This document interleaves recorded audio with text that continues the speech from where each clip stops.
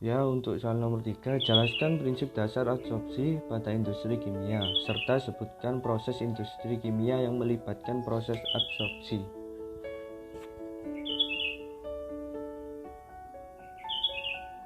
Pengertian absorpsi.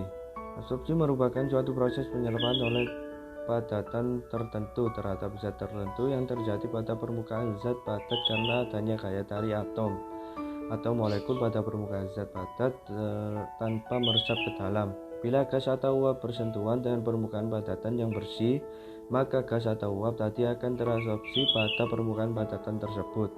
Permukaan padatan disebut sebagai adsorben, sedangkan gas atau uap disebut sebagai adsorbat. Semua padatan dapat menyerap gas atau uap pada permukaan. Banyak gas yang terabsorpsi yang bergantung pada suhu dan tekanan gas serta luas permukaan padatan.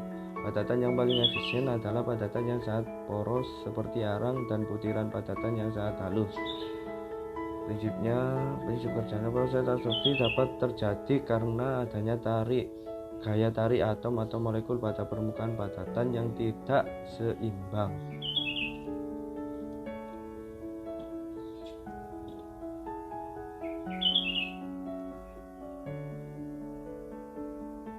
Nah, ini untuk tangki 1 dan menuju tangki 2 absorbennya. Dan tujuan dan manfaat. Penerapan teknologi ini dengan tujuan dapat menghilangkan limbah organik sederhana dan mudah terurai, organik kompleks seperti warna, bau. Proses ini juga menghilangkan logam berat. Sasaran dari penerapan teknologi ini adalah air hasil pengolahan limbah tidak mencemari lingkungan.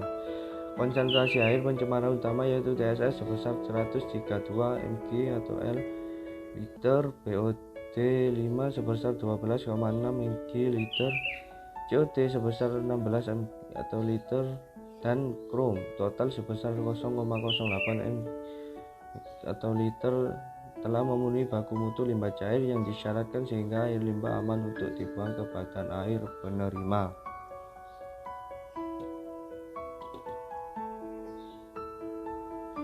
Nah, ini pada gambar di samping proses penyimpangan gas yang sedang banyak dikembangkan.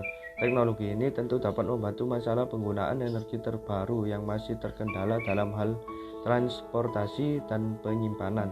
Pentingnya proses ini menjadi pemicu dilakukannya banyak penelitian mengenai proses absorpsi mulai dari segi mekanisme sampai dengan pengembangan absorben yang digunakan dalam proses absorpsi.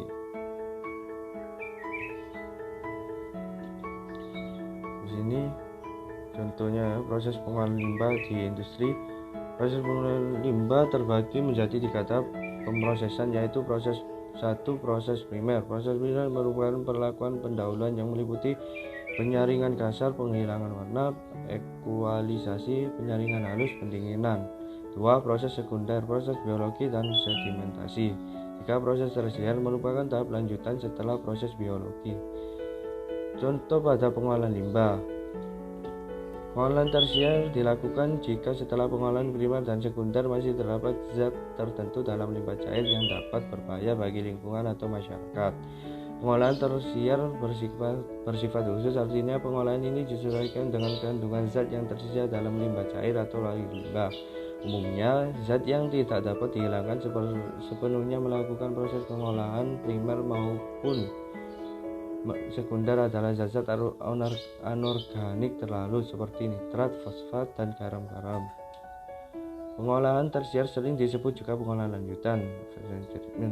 Pengolahan ini meliputi berbagai rangkaian proses kimia dan fisika, saringan multimedia, pictorial filter, microstaining, vacuum filter, penyerapan dengan karbon aktif, pengolahan besi dan mangan, dan osmosis bolak-balik.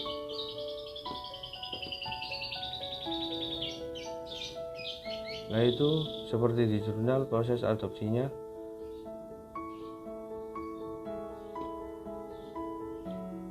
Untuk penelitian utama merupakan proses pengolahan limbah yang menyamakan kulit dengan gabungan proses presipitasi kimia dan absorpsi dengan menggunakan kondisi optimum proses presipitasi dan absorpsi yang telah diperoleh pada penelitian sebelumnya.